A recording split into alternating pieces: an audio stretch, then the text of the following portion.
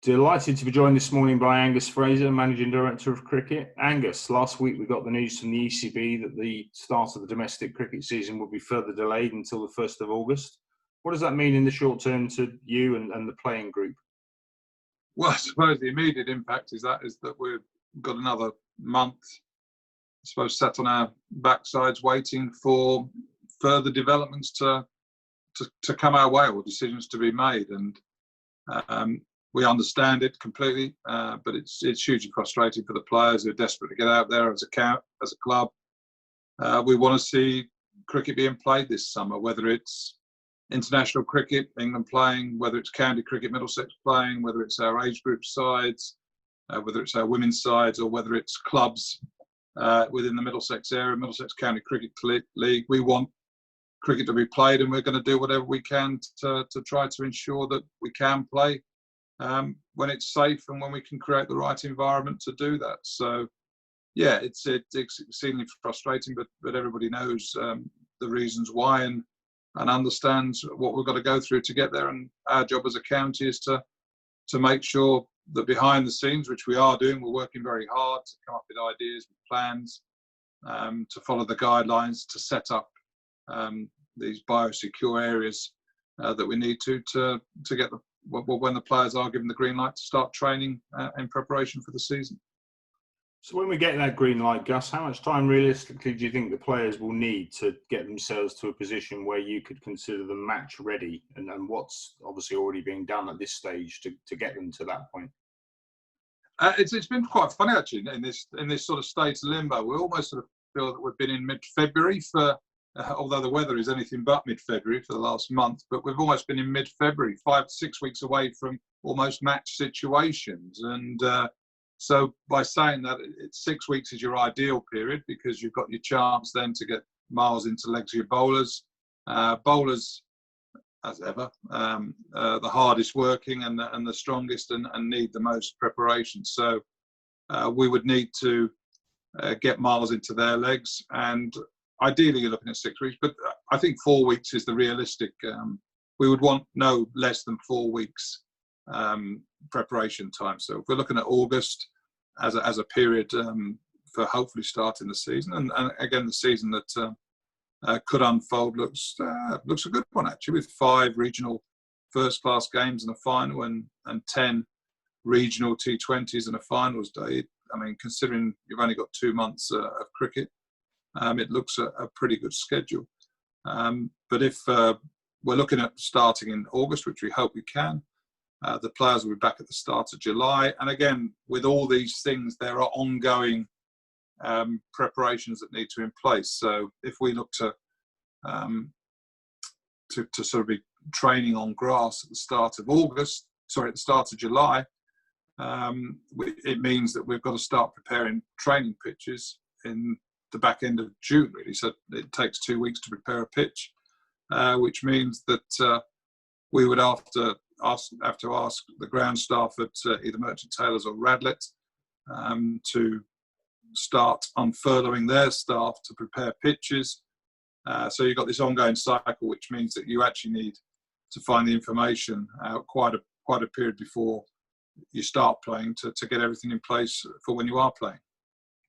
Well, there's clearly a lot going on, a lot of moving parts. I guess when you look at the wider world of sport, we can take a lot of optimism from the fact that today horse racing starts, as does snooker, both of course very different from cricket, but the Premier League obviously starting in 2 weeks. I guess that must give us some hope that the timelines that the ECB have put in are relatively realistic, and we should be hopeful of getting a restart in August. Yeah, I mean, as a county, we've sort of had a pretty basic policy throughout this whole period, and I suppose our first, and it's about our responsibilities. Our first responsibility as a club is to the society as a whole, and our behaviours support that. Number 2 on the list is how it affects Middlesex, and obviously how it affects the people that work at Middlesex, and our behaviour obviously supports looking after them. And 3rd is cricket, really, the skill part of cricket, and as long as number 3, which is cricket, doesn't affect number 2 or 1, then we go ahead with it. And that's the sort of sort of policy that we've got, and we're still abiding by. But yeah, the fact that other sports are coming back is a source of great encouragement. I suppose all these things have got to be signed off by the government, because some sports are working in an environment that is not yet been cleared by the government. So football, with all the testing and with the quarantining of players and the way that they're training, has been signed off to start that early. And cricket will be looking for the same things, which it is going through. They're starting that off now. And it's great that other sports like snooker and racing are starting up again, and other sports are getting the green light to start moving through the training periods. I suppose what we're getting from the government as a sport is sort of almost a certificate to pass to sort of take your levels of interaction further along than society as a whole. And we can only do that by creating these sort of biosecure environments, and football can afford to test and quarantine its players as often as it does. Obviously with ourselves, in cricket there's not quite the same money, so we've got to go through a slightly different route. But the fact that England players are back at stage one, or step one of the process, which is one-on-one training sessions, and that will suddenly become small groups over the coming periods, is a sign of encouragement. And we hope, obviously, everything goes well with the other sports. I mean, we're going to learn a lot from Germany and what's happening in the Bundesliga. We'll obviously learn a lot from the Premier League when that starts up. England will be probably, well, almost definitely be playing cricket before counties do. So we'll be learning a lot from that. So the amount of information about what you need to do, what's good, what's not required, what we should be doing, will be sort of gleaned over the next few weeks, and we'll be able to put it hopefully into our training schedules when they start up. I mean, the obvious question, Gus, that comes out is, if the Premier League's starting in 2 weeks, why not cricket? You touched on the huge differences in the two sports, really. Premier League has an unlimited pot of funds available. The figures I've heard that are being spent on testing to get players at Premier League level back to action in 2 weeks is astronomical. And it's easy, therefore, to understand why cricket can't compete with that. So the learnings that we can take from the Premier League over the next month or so before domestic cricket is scheduled to start are going to be critical, aren't they?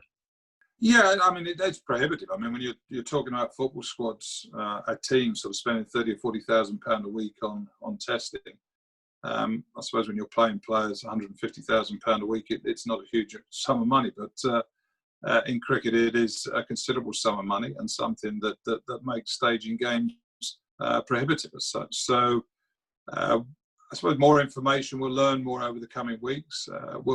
Hopefully things will open up more, and this horrible disease will suddenly start to sort of withdraw and disappear, and make it a more open place for everybody. But football can afford to do that. I mean, football's trying to finish the season off for reasons that are obviously quite obvious to a lot of people. I mean, there's a lot of money knocking around in football. There's hundreds of millions of pounds are sort of on the line for many clubs over the next few weeks. Whereas cricket is obviously waiting for a time to start. Money is no less important in cricket, but I suppose the fact that we're starting a season means we can potentially, and without the pressure of another season starting again in a couple of months' time, the cricket can sort of, I suppose, ease its way into it rather than being under more pressure too, which football probably is.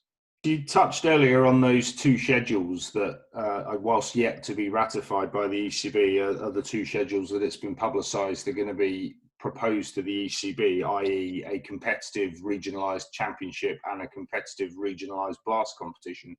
From a player's perspective, how important is it that they come back and play meaningful competitive cricket for trophies? There are lots of things that players miss during a time like this, and one of the big things is getting together, having some fun, and spending some time with your mates, and going out there competing and trying to sort of perform well, do what you do well. But and players play the game in the first place because they love it. But I suppose at this level, you do want there to be that extra stimulus, and that is competitive cricket. You don't want the games to be like sort of 12, 13-a-side training matches at the start of the season.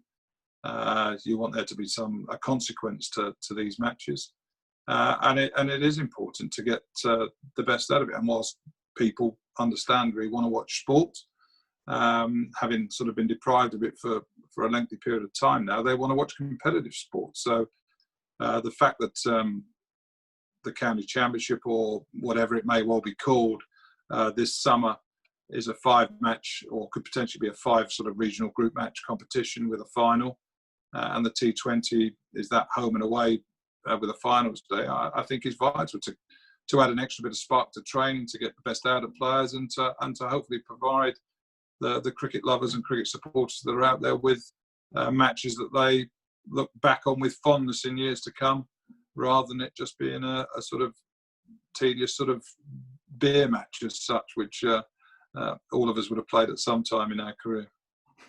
Angus, the message I'm hearing loud and clear is that there's a real desire at the club just to get out there and play. Lots of plans in place. Do you feel comfortable and confident that the club is ready when we get that green light to launch into action? It seems so.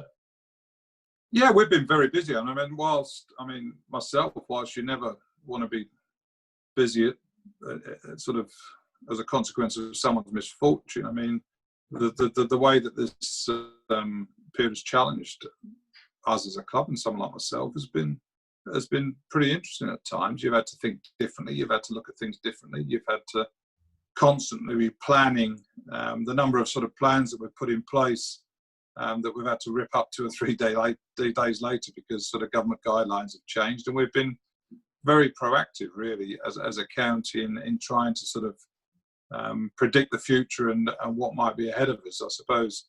I know some counties quite understandably have taken the view that they're not even going to consider bringing their players off furlough until we've got a definite schedule. So not just a sort of a 4-day window where round 1 of matches will play. No, it's Middlesex v Hampshire or something like that during those days. So we've got a group set up to sort of, we've got a number of groups set up, a group set up which we have to do, which is sort of looking at creating the sort of biosecure environments around training should and when they come about. And we've got another group about getting us back to playing. So what do we need to do? Who do we need to inform? The groundsmen, again, we're in a slightly unique situation because we don't own our ground. Lords, obviously, in the MCC do what they can to help us, but they've got a building site at one end at this moment in time, so that's not going to be the easiest place to get into. So we're going to be very reliant on our local clubs and schools, which do brilliant for us in the form of Radlets and Merchant Taylors. So no, we're sort of very proactive in one, the first thing you've got to do is work within the government guidelines, but two, to make sure that things are in place and facilities are in place as and when we need them, to make sure that when the season does start, we're in as good a position as any club to play some decent cricket and to start performing well and winning some games, hopefully. Well, Gus, on a lighter note, you must be looking forward to further relaxation of the lockdown rules, because it might mean you might be able to go to a barber's in Pinner. You're looking a bit bushy there, old boy. Yeah, it's not a great look, is it? I haven't had this much hair, I don't think, since I was 18 or 19, to be honest. Yeah, I don't know what to do with it all, to be honest. I think I'm sort of going to model for that bloke out of Back to the Future, the mad professor out of Back to the Future. I think when I sort of get out the shower and sort of towel, it looks even more wild. So yeah, it's looking a bit like the sides of the roads at this time, isn't it? They've been sort of mowed for a few weeks. In closing, I just like to sort of, it's been interesting sort of to see. I suppose you get a proper feel for in difficult times, and whilst all right, you could argue difficult times when you're not playing well as a side, but this is far more sort of deeper than that in the way that it's sort of affected people and how clubs respond. And it's been fascinating to watch Middlesex respond, and the members and everybody, and how it brings people together and how much they care about the club. And I say something that I've sort of felt. I mean, the players maybe to a lesser extent just because they're furloughed, so they're not sort of in daily contact with what's going on at the moment in time. But there's I say, whilst you probably get the wrong side of their tongue on a number of occasions, and their disgruntlement in how you're performing, the sort of feeling of support and togetherness that you get from the members and people behind the club has been really rewarding over this period. So some good things do come out difficult times. And I say from the club perspective, or from our perspective, and the players' perspective, just to thank everybody for their support. I hope they're well, to stay safe, and hopefully we'll be out there providing you with some good entertainment in a short period of time. Gus, fully support those comments. Thanks ever so much for your time, and indeed, let's get back out there as soon as we can. Cheers. Look after yourself. Thanks for joining us.